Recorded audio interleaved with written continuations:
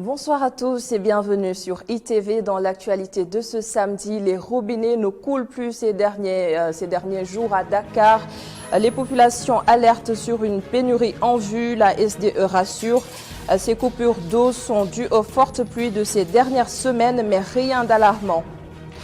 Touba se relook pour le Grand Magal. Ses habitants se constituent en caravane pour nettoyer la ville qui va accueillir, comme tous les ans, des milliers de fidèles. Le Magal de Touba est prévu le 17 octobre prochain. Et le reportage du soir nous emmène juste à côté Colobane. Le market marchait très bien avec le business des téléphones portables. Mais l'image du marché s'est dégradée. La vente de téléphones volés a entaché la réputation du market de Colobane. Cheikh Hassan Fall va revenir sur tout cela tout à l'heure. Bienvenue à tous.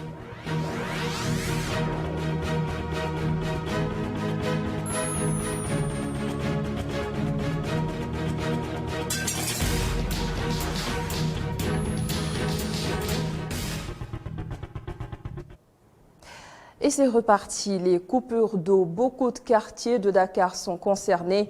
Les précisions de la SDE, son directeur de l'exploitation assure, ou plutôt déclare que ces perturbations dans la distribution sont en partie dues aux fortes pluies enregistrées ces dernières semaines. Diriba est joint par Cheikh Diop. C'est effectivement le cas depuis la nuit du mardi au mercredi dernier. Et ces coupures sont dues à un ensemble de perturbations électriques sur les ouvrages de production d'eau potable qui sont survenus dans cette nuit-là et suite aux pluies diluviennes et aux vents assez forts qui se sont produits à Dakar, à Thiès et très certainement ailleurs au Sénégal. Donc certains de nos ouvrages ont été affectés du point de vue électrique et donc la production a aussi été affectée, et de même que la distribution dans plusieurs quartiers de Dakar. Alors ce que je peux vous dire, c'est qu'au jour d'aujourd'hui, tous les sites qui avaient été impactés, donc qui avaient subi des incidents électriques, ont été remis en service et la production est revenue à son niveau normal. Malheureusement, comme tout le système avait été affecté, il est en train de se remettre d'aplomb pour pouvoir se rétablir dans les conditions d'avant la crise. Donc tout a été réparé, tout fonctionne de nouveau. Il n'y a que le temps de latence pour remplir les réservoirs, remplir les réseaux et satisfaire déjà les besoins en eau qui étaient là en attente, qui nous séparent d'un retour total à la normale.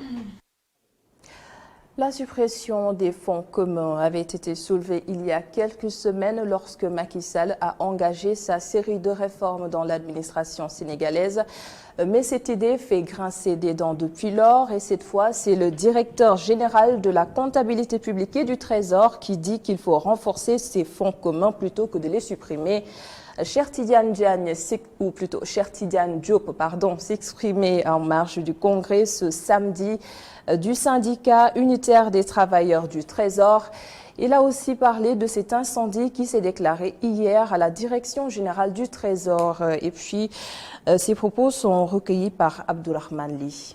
Fonds commun kañ dañu nan la ñuy renforcer conditions au personnel bi mais kenn waxul supprimer ko. Nous devons penser à renforcer les conditions du personnel du Trésor et non à la suppression du fonds commun. Je vous assure que je ne l'ai entendu nulle part. J'ai nulle part eu écho de cette information. Ce que je sais est que notre tutelle est en étroite collaboration avec nous sur plusieurs points. Par exemple, ce que nous avons vécu hier avec l'incendie qui s'est déclaré dans nos locaux, il est venu nous voir et nous a assuré que les lieux sont réhabilités.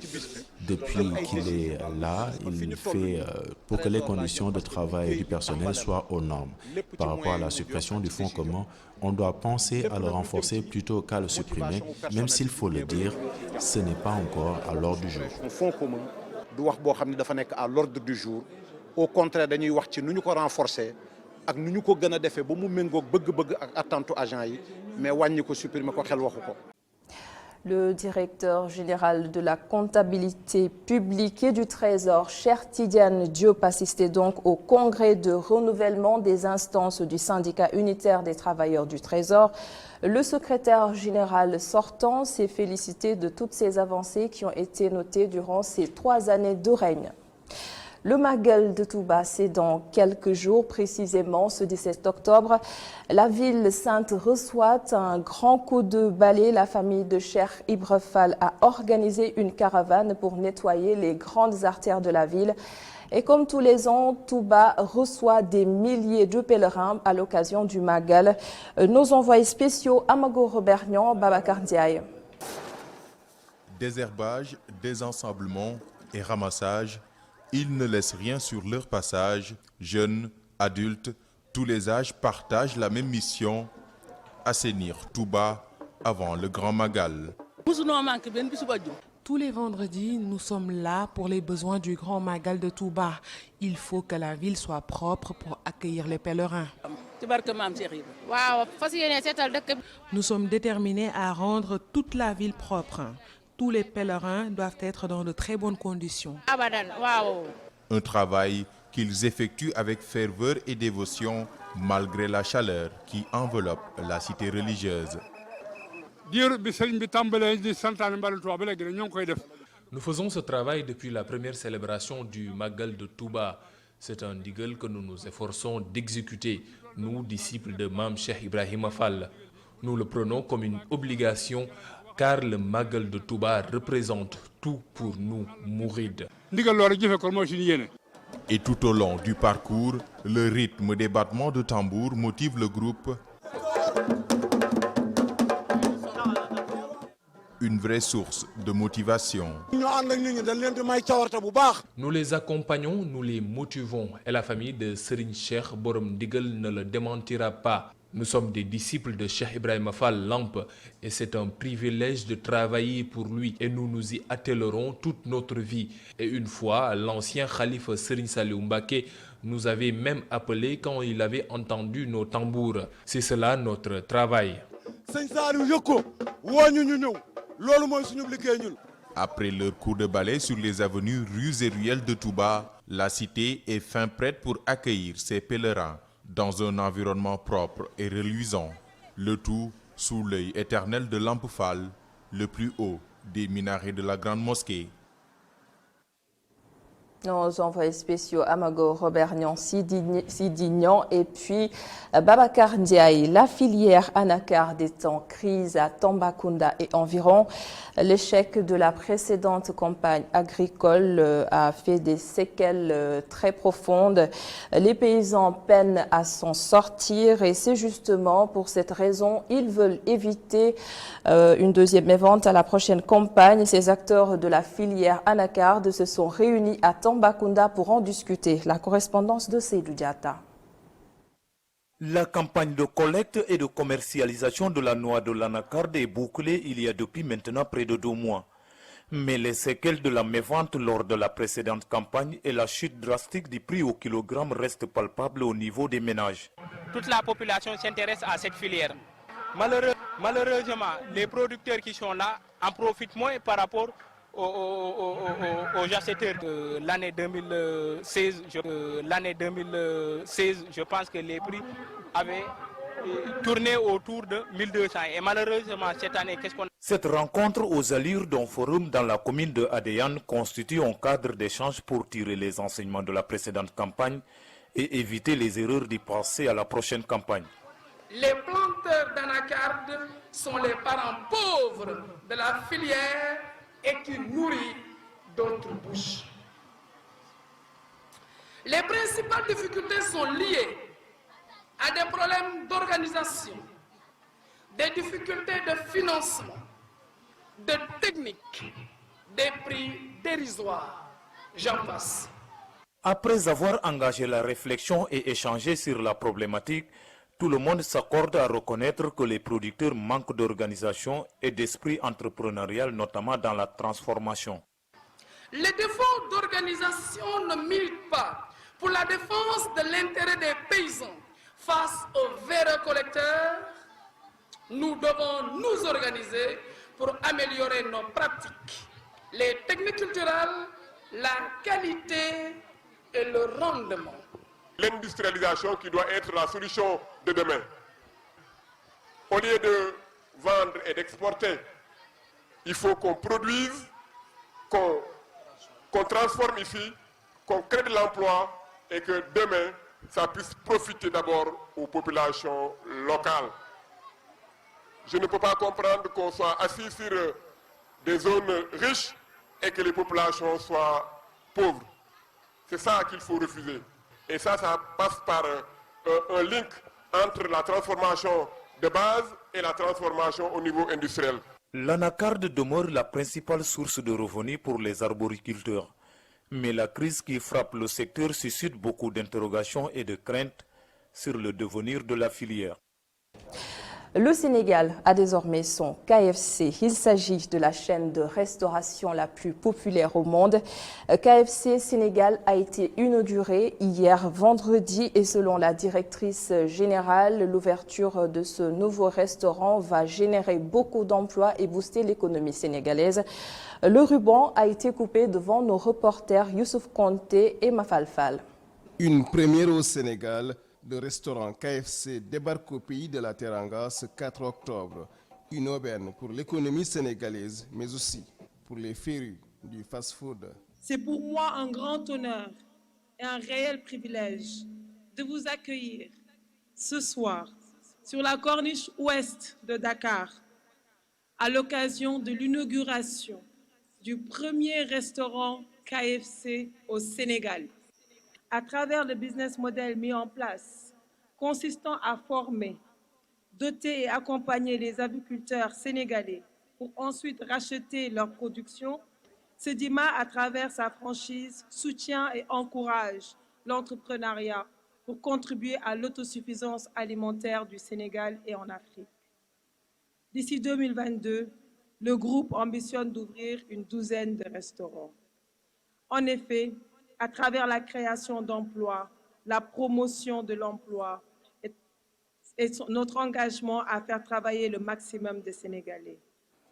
KFC, un savoir-faire de plus de 80 ans, est spécialiste du poulet en restauration rapide. Parmi les nombreux invités qui ont pris part à la cérémonie d'ouverture, le ministre du Commerce, Aminata Assome Diatta, estime que la présence de la multinationale sur notre territoire va booster l'économie sénégalaise. Je tiens à saluer toutes les personnes qui se sont impliquées dans ce beau projet, exemple d'un partenariat Nord-Sud qui en avait besoin. Que cette réussite du groupe Sedima constituera un point de plus dans la politique qualité de notre industrie nationale, mais aussi pour l'économie nationale. La chaîne populaire de restauration KFC est constituée essentiellement d'une équipe jeune et majoritairement féminine. Son ouverture ce vendredi sur la corniche ouest de Dakar a été un moment inoubliable pour les consommateurs.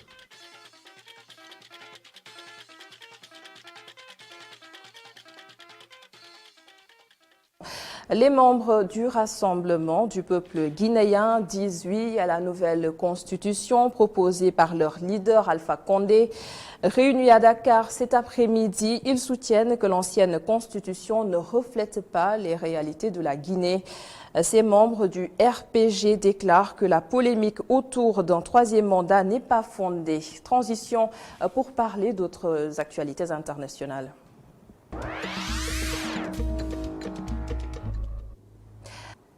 Au moins 20 personnes ont été tuées et 2 autres blessées dans une nouvelle attaque dans la province du Soum. Le village de Madjoudji dans la commune de Arbinda était également visé. Des hommes armés ont tiré sur les occupants d'un site aurifère dans la soirée du vendredi. Au Cameroun, le tribunal militaire de Yaoundé ordonne la libération de l'opposant Maurice Kanto et plus de 90 militants de son parti. Ils étaient poursuivis par la justice militaire pour insurrection. Il leur est reproché d'avoir appelé à des manifestations contre la réélection de Paul Biya en 2018. Leur libération survient au lendemain de la décision du président Paul Biya d'exiger l'arrêt des poursuites judiciaires engagées contre 333 détenus. Le président camerounais a pris cette décision quelques heures seulement après la clôture du dialogue national qu'il a convoqué pour tenter de mettre fin au conflit séparatiste qui ensanglante les 2 régions anglophones du sud-ouest et du nord-ouest. L'actualité internationale hors des frontières africaines. En France, 48 heures après l'attaque commise à la préfecture de Paris qui a fait 5 morts, les circonstances se précisent. Les enquêteurs ont pu retracer le parcours du suspect Michael H. depuis son départ de son domicile jusqu'à ce qu'il soit abattu dans la cour du bâtiment après son passage à l'acte. L'enquête reprise hier par le parquet national antiterroriste doit désormais déterminer les motifs de son forfait et s'il a bénéficié d'éventuels complices. La garde à vue de son épouse, inconnue des services spécialisés et n'étant pas fichée S, a été prolongée ce samedi de 2 jours. L'Élysée a par ailleurs annoncé qu'une cérémonie en hommage aux victimes se tiendra mardi à 11h à la préfecture de police en présence du président de la République, Emmanuel Macron.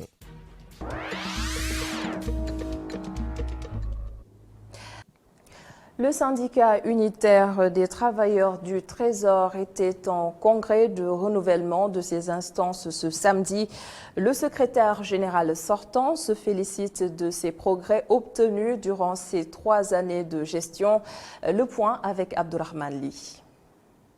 C'est un congrès qui s'est tenu avec la participation remarquée des secrétaires généraux de syndicats du Trésor des pays membres de l'UEMOA.